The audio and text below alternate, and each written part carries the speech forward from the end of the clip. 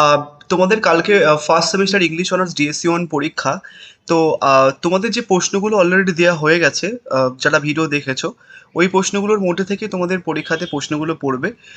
প্রত্যেকবারই হচ্ছে কি যে হয়, আশা করছি এবারেও তোমরা কমন পেয়ে যাবে। যেহেতু কালকে পরীক্ষা, আমি একটা ভিডিও পোস্ট করি লাস্টের দিকে, তোমাদের রুটিন এতটা ডিস্টার্ব করে দিয়েছে, আমার মাথায় ছিল না যে কালকে পরীক্ষা। তো আমি বেসিক্যালি চারটে বেসিক্যালি তোমাদের লিখতে হয় পরীক্ষাতে। আমি ওই চার পাঁচটা মতো প্রশ্ন আরেকবার একটুখানি বলে দেবো। একটা গ্লিচ হয়েছিল, সেটা হচ্ছে কি যে এই যে প্রশ্নটা আছে না, যে সিনিয়র স্পেন্সারের যে ব্যাপারটা, ওটা না আমি অ্যাকচুয়ালি এই সেকেন্ড প্রশ্নটা আন্ডারে রেখেছিলাম। তো তোমরা যারা এই প্রশ্নটা মুখস্থ করে নিয়েছো, তোমরা কিন্তু এইটাও হয়ে গেছে তোমাদের, বুঝা গেছে? এবার এবারের জন্য বা কালকের জন্য কোন কোন প্রশ্নগুলো পড়বে, দেখো সেকশন ওয়ানে বেসিক্যালি হচ্ছে কি যে প্রশ্নগুলো একটুখানি, কয়েকটা প্রশ্ন একটুখানি পড়লে ভালো হয়। বাট আমি তোমাদের বলবো যে যে কোনো তোমরা দুটো করো বা তিনটে করো এই সেকশন ওয়ান থেকে। মানে তোমাদের সেকশন ওয়ান থেকে তোমার তিনটে প্রশ্ন অ্যান্সার্স দেয় পরীক্ষাতে, বা লিখতে হয় একটা।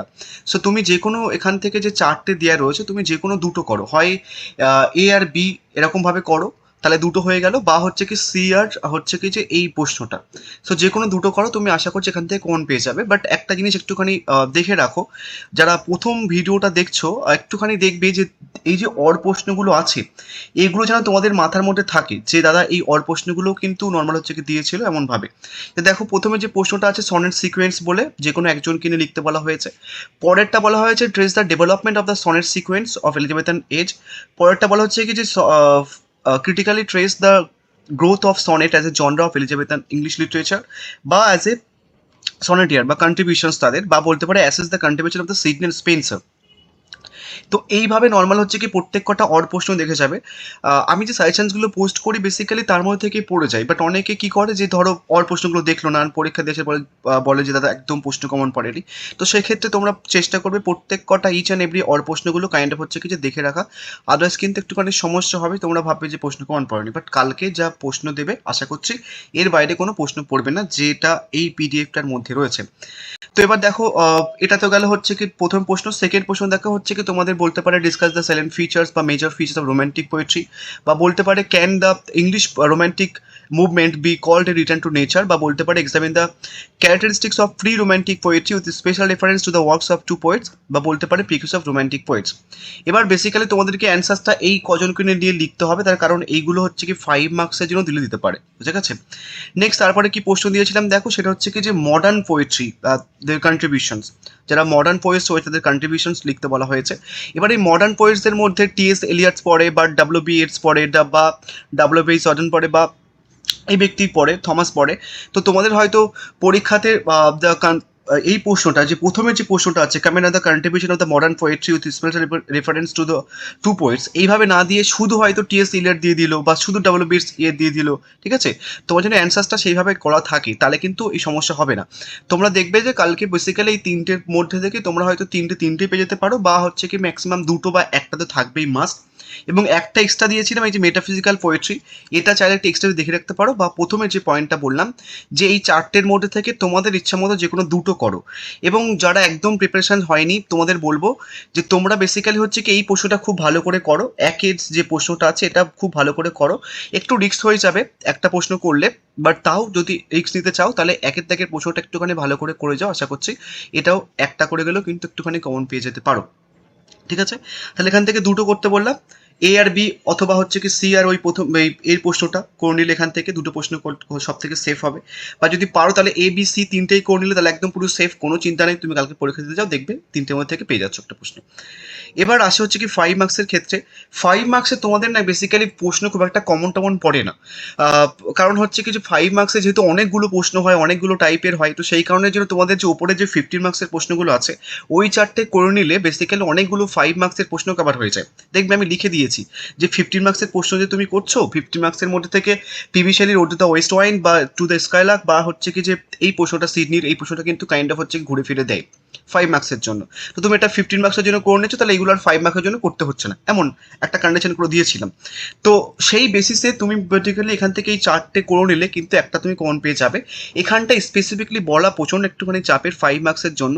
বাট যারা একদম প্রিপারেশনস একদম খারাপ, তোমরা চেষ্টা করবে হচ্ছে কি যে এই প্যারেস লসটা খুব ভালো করে করতে, এবং তারপরে হচ্ছে কি এই প্রশ্নটা খুব ভালো করে করতে। এই দুটো প্রশ্ন করে যাও, আশা করছি এখান থেকে কমন পেয়ে যাবে। এবং তারপরে হয়ে গেলে এই 3-এর বা সি-এর দিকের প্রশ্নটা চেষ্টা করবে করার। ঠিক আছে, সবগুলো করে নিলে হয়তো তুমি পেয়ে যেতে পারো। 5 মার্কসের জন্য কাইন্ড অফ বলা মুশকিল, তাও এই 4টে রেখেছে, আশা করছি 4টের মধ্যে থেকে পেয়ে যাবে। বাট যাদের একদম প্রিপারেশন খারাপ, তোমরা এ আর বি করবে, ওটা হয়ে গেলে দেন সি এরটা ট্রাই করবে করার, বোঝা গেছে? 4টেই চেষ্টা করবে করার, 5 মার্কসের যেহেতু কমন পড়ে না। এবার আসা হচ্ছে কি যে পোয়েমের ক্ষেত্রে তোমরা সবাই জানো যে তোমাদের 5টা পোয়েম থেকে কিন্তু প্রশ্ন দেবে। সব কটা পোয়েম থেকে প্রশ্ন করার দরকার নেই, যে কোনো 3টে পোয়েম থেকে অ্যান্সার্স তোমাকে লিখতে হয়, ঠিক আছে? তো তুমি চেষ্টা করবে যে কোনো 3টে পোয়েম খুব ভালো করে করতে।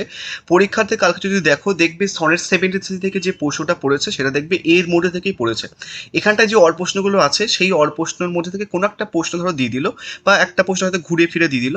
দেখবে কিছু কিছু প্রশ্ন হুবহু কমন পড়েছে, কিছু কিছু প্রশ্ন একটুখানি ঘুরিয়ে এসছে। বাট 5টা প্রশ্ন, 5টায় তুমি কাইন্ড হচ্ছে কিছু কমন পেয়ে যাবে, ঠিক আছে? যে কোনো 3টে হচ্ছে কিছু প্রশ্ন করবে। সো আমি 5টা যেহেতু পরীক্ষাতে আসে, 5টা কবিতা থেকে রেখেছি। প্রথমে হচ্ছে কি সনেট 73 থেকে তোমরা ইমেজারি করবে। এবার ইমেজারিটা যদি না দেয়, তাহলে ঘুরিয়ে আর একটা প্রশ্ন দিতে পারে, সেটা হচ্ছে কি বলতে পারে যে sonnet 73 as a poem on time, love and death, বা বলতে পারে থিম অফ এজিং লেখো। এবার থিম অফ এজিং না দিয়ে তোমাকে বলতে পারে যে সনেট 73 থিমটা লেখো। তো থিম অফ এজিং আর থিমটা কিন্তু একই। যারা একদম নতুন ভিডিও দেখছো তোমরা হয়তো বুঝবে না, ওই জন্য আমি একটুখানি এলাবোরেট করে দিলাম। বা বলতে পারে sonnet 73 trailers about the relationship between the love and mortality, বা বলতে পারে অ্যাজ এ লাভ পোয়েম বলতে পারে, বা সিম্বলিজম বলতে পারে, বা বলতে পারে অ্যাজ এ শেক্সপিয়ারিয়ান সনেট, বা বলতে পারে হচ্ছে কি যে কোন কোন মেটাফার্সগুলো ইউজ করা হয়েছে। তো প্রত্যেক কটা অর প্রশ্নগুলো দেখে যাবে, বা খাতায় লিখে রাখবে যে এই অর প্রশ্নগুলো আমি নর্মাল হচ্ছে কি যে দেখেছি, এই প্রশ্নটা করে নিলে বাদ বাকি সব প্রশ্ন কিন্তু কভার হয়ে যাবে, সেই বেসিসে কিন্তু দেখে যাবে। দেখবে এর মধ্যে থেকেই পড়ছে পরীক্ষাতে। এবং আরেকটা জিনিস বলি, তোমরা যারা সেকেন্ড সেমিস্টার অ্যাডমিশন নেওয়ার জন্য ফোন করছিলে, তোমরা কালকে পরীক্ষা হয়ে যাওয়ার পরে কাইন্ড অফ আমাকে একবার টেক্সট করো, যারা ফোন করেছিলে বা টেক্সট করেছিলে, একবার টেক্সট করো। আমি তোমাদের একটা গ্রুপে রেখে দেবো, তাহলে হচ্ছে কি যে যখন আমি সেকেন্ড সেমিস্টার শুরু করব, তখন হচ্ছে কি যে তোমাদের খুঁজতে সুবিধা হবে, ঠিক আছে?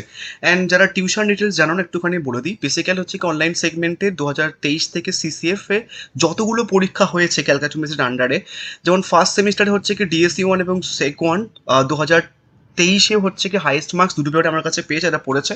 2024-এ হচ্ছে কি ফার্স্ট সেমিস্টারের দুটো পেপারে হাইয়েস্ট মার্কস, বা সেকেন্ড সেমিস্টারে দুটো পেপারে হাইয়েস্ট মার্কস, বা থার্ড সেমিস্টারে 3টে পেপার থাকে তোমাদের, 3টে পেপারেই হচ্ছে কি প্রত্যেক কটা পেপারের হাইয়েস্ট মার্কস আমার কাছে যারা পড়েছে তারাই বেসিক্যালি পেয়েছে। ইংলিশ অনার্সের অনলাইন সেগমেন্টের কথা বলছি। সো চাইলে পড়তে পারো। এখানটায় দেখো ডিটেলসগুলো দেওয়া রয়েছে, দুটো ক্লাস থাকে উইকে, দেন তারপরে প্রত্যেক কটা ক্লাস রেকর্ডিং থাকে, রেকর্ডিং তুমি পেয়ে যাবে, প্লাস ইবুক পাবে, প্রত্যেক কটা টেক্সটের বাংলা ভার্সন পেয়ে যাবে। তারপর হচ্ছে কি নোটসগুলো পাবে, 100% কমনই থাকে, কালকে দেখতে পারবে তোমরা। মান্থলি টেস্ট থাকে, যারা পড়তে চাও এই নাম্বারে কাইন্ড অফ একটুখানি হোয়াটসঅ্যাপ করে নিও। যারা অলরেডি টেক্সট করেছিল আর একবার টেক্সট করে নিও, তোমাদের একটা গ্রুপে রেখে দেবো আমি। এবার আসা হচ্ছে কি যে পরের পোয়েম থেকে সানরাইজিং থেকে তোমরা এই প্রশ্নটা ভালো করে করবে, as a love poem directly দিতে পারে, বা ক্রিটিক্যাল অ্যাপ্রিসিয়েশন। দেখবে যে প্রশ্নগুলো রাখা আছে, আর একবার বলছি, প্রত্যেক কটা যে অর প্রশ্ন আছে ওই প্রশ্নগুলো একটুখানি সাইড বাই সাইড ভালো করে দেখে যাবে। মানে তুমি এই যে অ্যাজ এ লাভ পোয়েম করলে বা ক্রিটিক্যাল অ্যাপ্রিসিয়েশন করলে একই টাইপের একই অ্যান্সার্স বলতে গেলে, তো সেক্ষেত্রে যে প্রশ্নটা দেওয়া রয়েছে প্রত্যেক কটা অথবা প্রশ্নগুলো দেখে যাবে। তাহলে তোমাদের প্রশ্নটা পরীক্ষাতে যদি দেখবে অচেনা প্রশ্ন কোনো পড়ছে না, এর মধ্যে থেকে সমস্ত কিছু পড়ে গেছে। অ্যাজ এ লাভ পোয়েম বা ক্রিটিক্যাল অ্যাপ্রিসিয়েশন দেখবে দুটোর মধ্যে একটা পড়ে যাচ্ছে, বা সেন্ট্রাল আইডিয়া বড্ডজোর, বা মেটাফিজিক্যাল কনসেপ্ট, বা সিম্বলিজম, বা থিম অফ লাভ। তো যে কোনো একটা দেখবে পড়বেই অর প্রশ্ন বা অথবা প্রশ্নের মধ্যে থেকে। নেক্সট হচ্ছে কি আসছে হচ্ছে কি যে টু অটামের ক্রিটিক্যাল অ্যাপ্রিসিয়েশন সব থেকে বেশি ইম্পর্টেন্ট, ওটা তো ডিরেক্টলি দেখতে পাবে কালকে। বা বলতে পারে অ্যাজ এ রোম্যান্টিক পোয়েম, বা বলতে পারে treatment of nature with reference to the autumn, বা বলতে পারে হচ্ছে কি যে how Keats portray autumn as a season of both harvest and decay with close reference the text, ঠিক আছে? বা বলতে পারে অ্যাজ এ ক্রাফটম্যানশিপ, বা বলতে পারে অ্যাজ অ্যান অড, বা বলতে পারে কোন কোন অ্যাক্টিভিটিসগুলো অটামে কাইন্ড অফ হচ্ছে কি দেখিয়েছেন কিডস, সেটা বলতে পারে। বা হচ্ছে কি যে come by the nature and animal human worlds in this poem, বা বলতে পারে as a representative of kids poem. তো প্রত্যেক কটা ইন্ডিভিজুয়াল ট্রাই করবে দেখে যাওয়া, বারবার করে বলছি, তাহলে কোনো অচেনা প্রশ্ন তোমরা পরীক্ষায় দেখতে পারবে না, দেখবে সব কটা চেনা প্রশ্ন, সব কটা প্রশ্ন হচ্ছে কিছু কমন পড়ে গেছে। নেক্সট আছে সেকেন্ড কামিং থেকে তোমরা যে প্রশ্নটা পড়বে সব থেকে বেশি ইম্পর্টেন্ট, হয়তো দেখতে পাবে সেকেন্ড কামিং থেকে আছে মডার্ন পোয়েম, যে প্রশ্নটা প্রথমে রাখা আছে সেটা পড়ে গেল। যদি মডার্ন পোয়েম না পারে তাহলে হচ্ছে কি পড়তে পারে ক্রিটিক্যাল অ্যাপ্রিসিয়েশন, বা যদি ক্রিটিক্যাল অ্যাপ্রিসিয়েশন না দেয় তাহলে 3 নম্বর অর প্রশ্ন কাজে লাগতে পারে, বা তারপরে হচ্ছে কি যদি 3 নম্বর অর প্রশ্নটা না দেয় তাহলে 4 নম্বর যে অথবা প্রশ্ন আছে এইভাবে কিন্তু ঘুরিয়ে দেবে।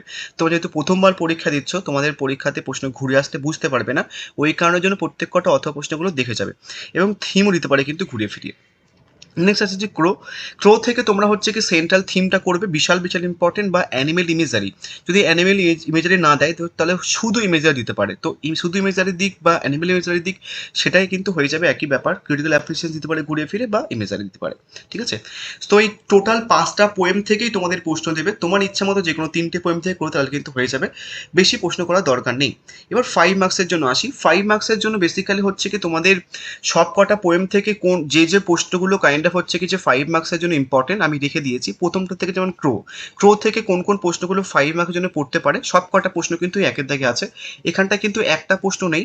তোমাদের যেহেতু এখান থেকে যে কোনো দুটো প্রশ্ন 5 মার্কসে লিখতে হয়, তোমরা চেষ্টা করবে এই 4-এর দাগে থেকে বা 5 নম্বরে আমি যে প্রশ্নগুলো রেখেছি দুটো দাগ এ বি, এই দুটো দাগ ভালো করে করতে, এবং এই দুটো দাগ থেকে দেখবে ক্রো থেকে দেওয়া আছে বা সনেট 7 থেকে দেওয়া রয়েছে, সেই দুটো পোয়েম থেকে কিন্তু যে প্রশ্নগুলো দেওয়া রয়েছে সেগুলো করলেও কিন্তু তুমি 5 মার্কসের প্রশ্ন ইজিলি কমন পেয়ে যাবে। বেশি প্রশ্ন করার দরকার নেই, যেগুলো এখানটা রাখা আছে সেগুলো দেখবে।